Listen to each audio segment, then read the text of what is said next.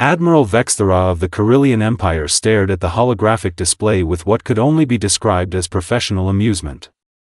The blue marble rotating slowly before her 8 compound eyes looked pathetic. Really, truly pathetic. So let me get this straight, she clicked her mandibles together in the Korillian equivalent of a chuckle. High Command wants us to waste precious fuel and 3 full battle cruisers on that tiny mud ball? Captain Zlokmir, her second in command, shifted his chitinous plates nervously. The intelligence reports suggest minimal defensive capabilities, Admiral. Their most advanced weapons appear to be crude chemical explosives and primitive kinetic projectiles. Primitive kinetic projectiles. Vex'thara's laugh echoed through the command bridge like grinding metal. What's next? Are they going to throw rocks at us? The irony of that statement would haunt her for cycles to come. According to our deep space reconnaissance, Zlokmir continued, pulling up tactical data with his 4-fingered claws, the inhabitants call themselves humans. They've barely achieved interplanetary travel, and their largest vessels are roughly the size of our escape pods. Vex'thara examined the data streams flowing across her display. Population, 7.8 billion. Military forces, fragmented into nearly 200 separate territorial units. Technology level, laughably primitive. The assessment was unanimous among the Galactic Council's military analysts. Earth was a soft target. A training exercise, really. Have they detected our scout ships yet? She inquired, already knowing the answer. Negative, Admiral. Our cloaking technology is approximately 4,000 years more advanced than their detection systems. To them, we're completely invisible. Perfect. Vex'thara's species had been conquering worlds for millennia, and Earth looked like it would be the easiest victory in their military history. The humans had no idea what was coming. No planetary defense grid. No energy shields. No particle beam weapons. They didn't even have a unified planetary government.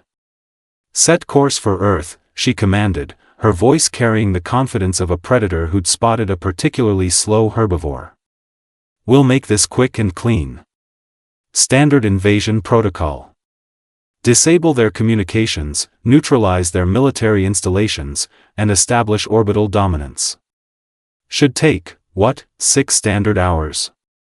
Perhaps less, Zlokmir agreed. Their military technology appears to be stuck in what their historians call the gunpowder age. Honestly, Admiral, I'm surprised they haven't destroyed themselves yet. The Korillian fleet engaged their hyperdrive engines, tearing through spacetime toward what they believed would be the most boring conquest in galactic history. 3 massive battle cruisers, each capable of obliterating entire star systems, heading toward a planet that couldn't even properly defend itself from its own atmospheric debris. What they didn't know, couldn't possibly know, was that humanity had been watching them for months deep beneath the Colorado mountains, in a facility that officially didn't exist. General Marcus Kane was having the time of his life. The 60-year-old career military officer had spent 3 decades preparing for this exact moment, though he'd always assumed it would involve terrestrial enemies rather than 8-legged space bugs. Sir, Lieutenant Priya Voss called from her station, her fingers dancing across keyboards that controlled instruments the Korillians couldn't even detect. The alien fleet just entered our outer sensor perimeter. 3 large vessels, approximately 12 kilometers each in length. Kane nodded slowly, a smile creeping across his weathered features. And they still think we can't see them? Correct, sir. Their cloaking technology is basically just bending light around their hulls. Clever, if you're dealing with optical telescopes. Useless against gravitational wave detectors, quantum entanglement sensors, and neutrino emission tracking. The general walked over to the main tactical display, where 3 red dots were moving steadily toward Earth. For the past 50 years, since the first detection of extraterrestrial intelligence, humanity had been preparing. Not with flashy space fleets or energy weapons, but with something far more dangerous, human ingenuity applied to the ancient art of warfare. Status report on Operation Welcome Mat? Kane asked. All systems green, came the reply from Colonel Elena Santos, the project's chief strategist. The Korillians have no idea that every asteroid belt mine, every abandoned space station, and every defunct satellite between here and Mars is actually a weapons platform. They think they're approaching a defenseless planet. Kane chuckled. Defenseless. Right. Have they figured out our little deception yet? Negative, sir. They're still reading our nuclear arsenals as primitive chemical explosives. Apparently, their sensors can't distinguish between conventional explosives and thermonuclear fusion reactions. Their technology is so advanced, it's actually working against them. This was the beautiful irony of the situation. The Korillian scanners were designed to detect energy weapons, plasma cannons, and particle beam arrays. They simply couldn't comprehend that humans had perfected the art of converting matter directly into energy through nuclear fission and fusion. To them, a hydrogen bomb looked like a really big firecracker. Admiral Vex'thara is about to learn why nobody attacks Earth, Kane murmured, watching the red dots grow closer. Not because we're too weak to bother with, but because we're too crazy to survive.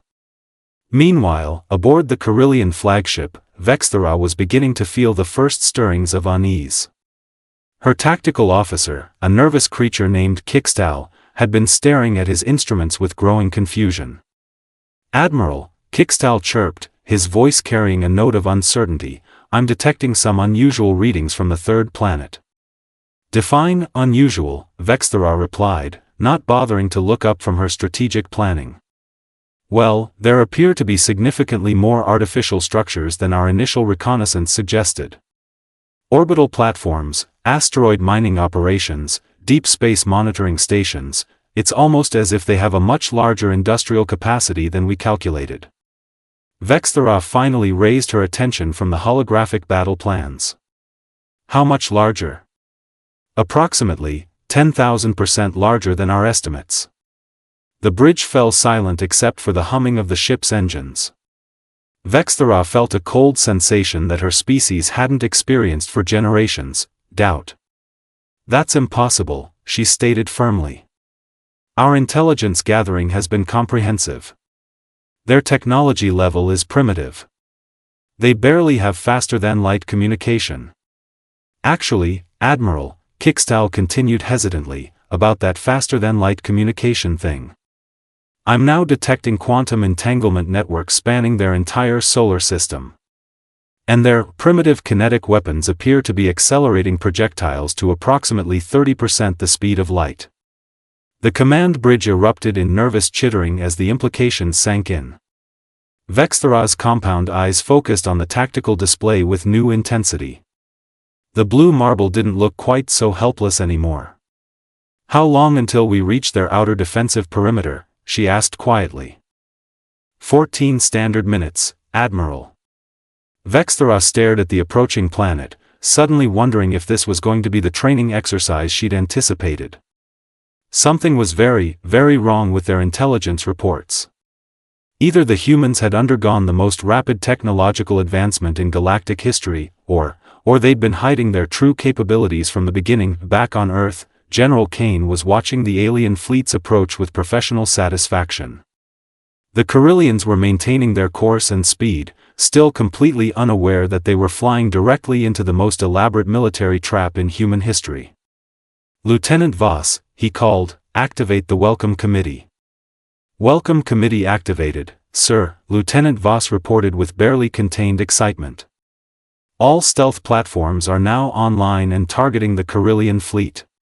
General Kane nodded approvingly.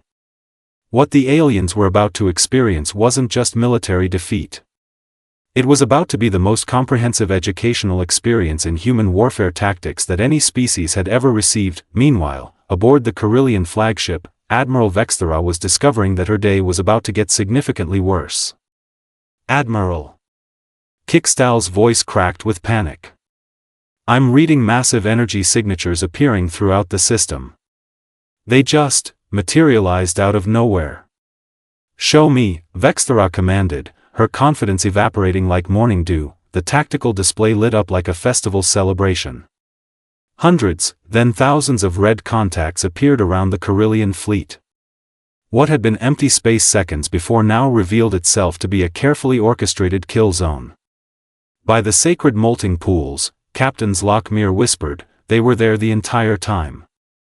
How is their stealth technology more advanced than ours? Vex'thara studied the display with growing horror. The humans hadn't just hidden a few weapons platforms. They'd concealed an entire battle fleet using technology that made Korillian cloaking systems look like children's toys. Analysis, she barked. Admiral, the human vessels are using some form of adaptive camouflage that perfectly mimics background cosmic radiation, Kickstow reported, his voice trembling.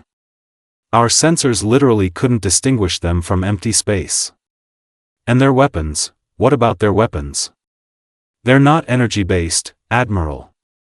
They're launching physical projectiles, but accelerated to velocities that should be impossible with their technology level. Some of these projectiles are approaching 40% light speed. On Earth, General Kane was watching the alien panic with professional satisfaction. Phase 2, Colonel Santos. Let's show them what human creativity looks like when properly motivated. With pleasure, sir, Santos replied, activating the next stage of Operation Welcome Mat. Initiating psychological warfare protocols. Across the Korillian fleet, communication systems suddenly came alive with transmissions from Earth.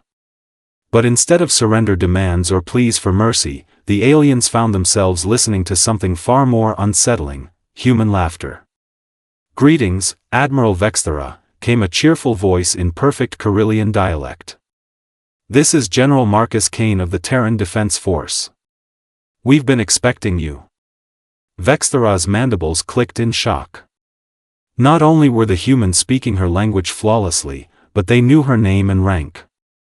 We understand you're here for what your military planners called a training exercise, Kane continued conversationally. We thought we'd provide some proper training materials. Consider this a free educational seminar on human warfare tactics. How do they know our language? Lockmere whispered. How do they know our mission parameters? Because, Captain, came Kane's voice directly over their bridge speakers, we've been monitoring your communications for the past 6 months.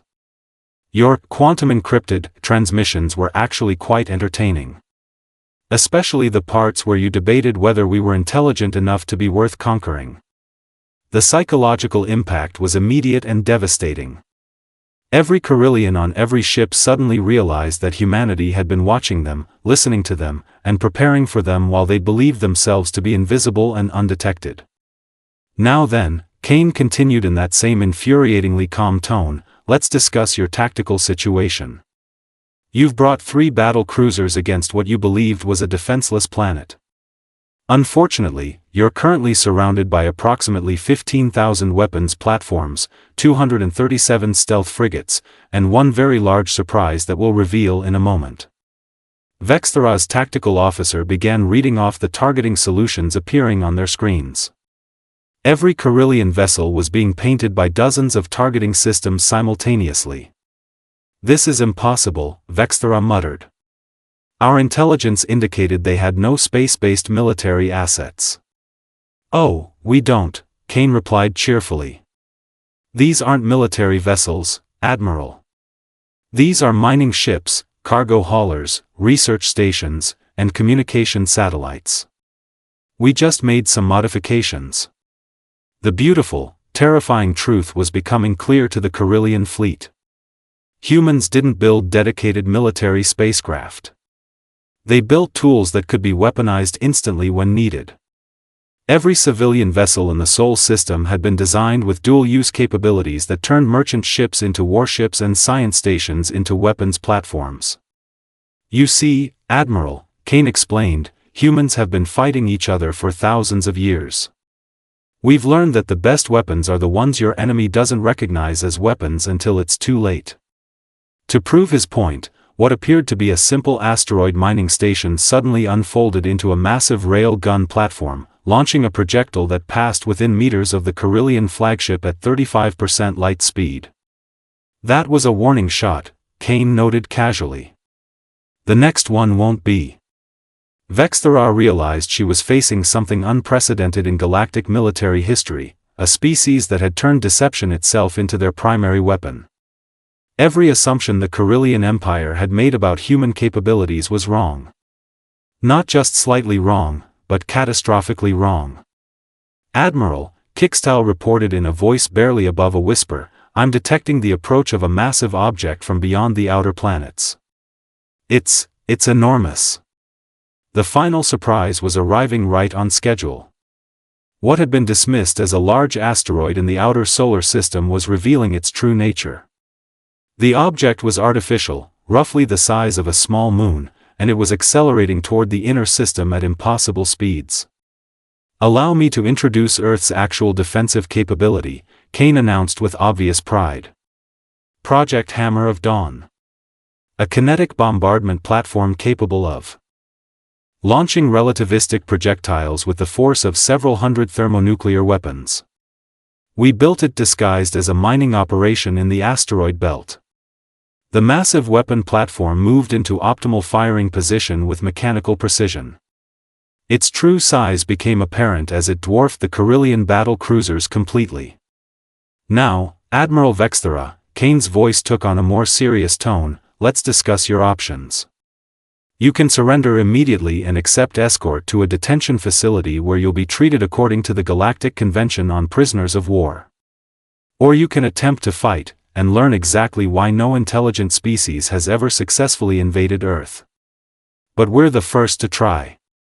Zlokmir protested. Oh, Captain, Kane chuckled, you're the seventh species to attempt invasion in the past 50 years. The others learned quickly that humans don't just defend their territory. We study our attackers, reverse engineer their technology, and then politely send them home with the understanding that return visits would be inadvisable. The truth hit the Korillian command crew like a physical blow. They weren't pioneering conquerors. They were just the latest in a series of civilizations that had made the same fatal error, assuming that a species without obvious military displays was weak rather than cunningly concealed. The Zenthari Collective, the Volgrim Hegemony, the Arxian Federation, Kane listed off matter-of-factly. All technologically superior to humanity. All currently maintaining respectful diplomatic relations with Earth after their educational experiences with our defensive capabilities. Admiral Vex'thara stared at her tactical display, where thousands of human weapons systems maintained perfect targeting solutions on her fleet. The choice was simple, surrender with dignity, or become another object lesson in human military doctrine. General Kane, she said finally, her pride warring with her survival instincts, the Korillian Empire formally requests permission to withdraw from Earth space. Permission granted, Admiral, Kane replied warmly. But before you go, we'd like to extend an invitation. Earth is always interested in establishing peaceful trade relationships with spacefaring civilizations. We have some fascinating technologies we'd love to share. Nothing military, of course. We prefer to keep those as surprises. As the Korillian fleet began its humiliating retreat, Vex'thara couldn't help but ask the question that was burning in her mind. General, how did you hide all of this from our reconnaissance? Kane's laughter carried genuine amusement. Admiral, the first rule of human warfare is simple, always let your enemy underestimate you until the moment you prove them wrong. We've been broadcasting fake technology readings for decades, making ourselves look primitive while we prepared for visitors like yourselves. The Korillian fleet jumped to hyperspace, carrying with them a lesson that would reshape galactic military thinking forever. Earth wasn't defenseless because it was weak. Earth was defenseless because it didn't need conventional defenses. After all, why build obvious fortifications when you could convince your enemies that you didn't need them? In the hidden command center beneath Colorado, General Kane watched the alien fleet disappear into hyperspace and smiled. Another successful graduation ceremony from the University of Human Warfare. Sir, Lieutenant Voss asked, what's our next move? Kane grinned. Same as always, Lieutenant. We wait for the next class of students to arrive, and we teach them why nobody attacks Earth twice. The galaxy was slowly learning what humans had always known: the most dangerous predator is the one that looks like prey until the trap springs shut.